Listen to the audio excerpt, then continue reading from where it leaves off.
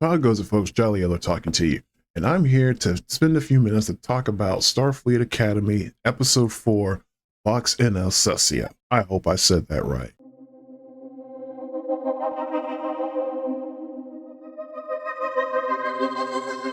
So with Episode 4 of Starfleet Academy, we get a Jaden-focused episode. As you know, he's the Klingon among the Starfleet cadets, but we also get a brief rundown of what has happened to the Klingon Empire from the olden days of Star Trek. As we know from the days of Next Generation, Deep Space Nine, and so forth, the Klingon Empire was a mighty force in the known space. They were a contender for the Federation. They were sometimes at war, and there were some times when it even looked like the Klingon Empire could actually take Starfleet. But when we now get to Starfleet Academy, we see that the Empire is a former shell of what it once was. First and foremost, what was formerly known as the Klingon homeworld, Kronos, has been destroyed.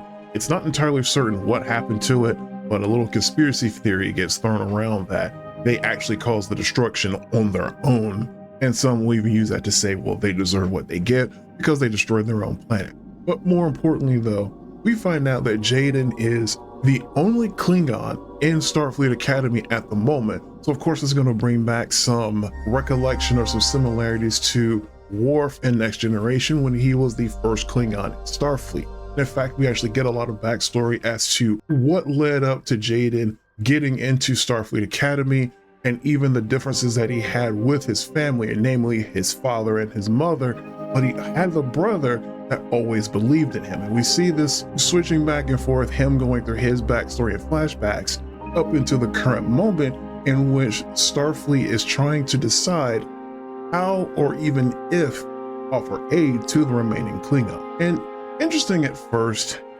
I was surprised that Jaden at first did not want Starfleet to offer any aid to the Klingons, and that you would assume that he would want to, but Klingon kind of way and tradition, offering aid is just seen as a thing that you don't do with Klingons, and they will refuse it anyway. We then see throughout the episode that Jaden, he through some stumbles, through debating, he goes through some stumbles. He has a kind of a crisis, a moment of crisis, I guess you would say. But he then eventually settles and figures a way that Starfleet can assist the Klingons in a way that befits the Klingons, instead of just trying to force them to accept Starfleet's ways. So what we end up with, yes, they do find a way to give aid to the Klingons. In fact, Starfleet kind of has a small war with the Klingon Empire, and the Klingon Empire then just takes over a planet that Starfleet was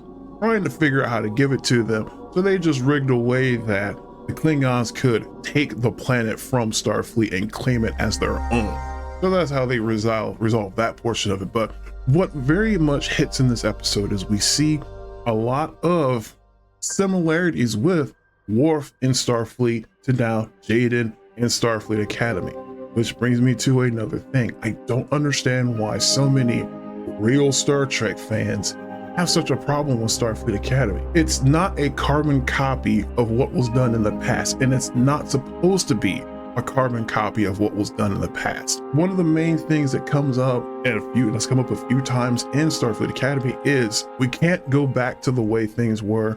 We must forge ahead. Change must be made. Progress must be made. Can't just sit doing the same thing over and over again and expecting different results.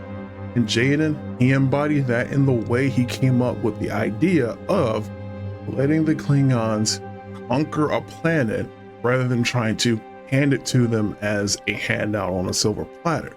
So there's very much a lot going on here. We see a lot of personal and emotional struggle in Jaden himself, and then even how that spreads out and affects other characters. He has kind of conflict with Caleb, but they seem to resolve that. And by the end of the episode, they appear to have built a bond between each other.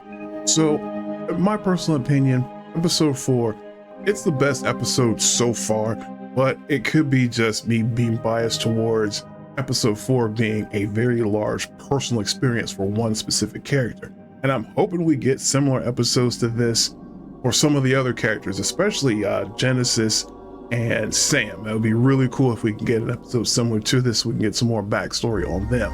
But this was a great opportunity to just kind of get a rough catch up on what has happened to the Klingon Empire in the several centuries since the Deep Space Nine Next Generation portions of the Star Trek timeline. I'm here for it. I'm still enjoying it. Screw the naysayers and the haters. They can sit there and keep making their shock value content or whatever about why Star Trek sucks or new Trek sucks or whatever they want to. I'm here for it. I'm enjoying it. I'm watching it. What do you think about it? Chime in the comments. You folks have a good one. Valley Yellow out. And as always, keep exploring.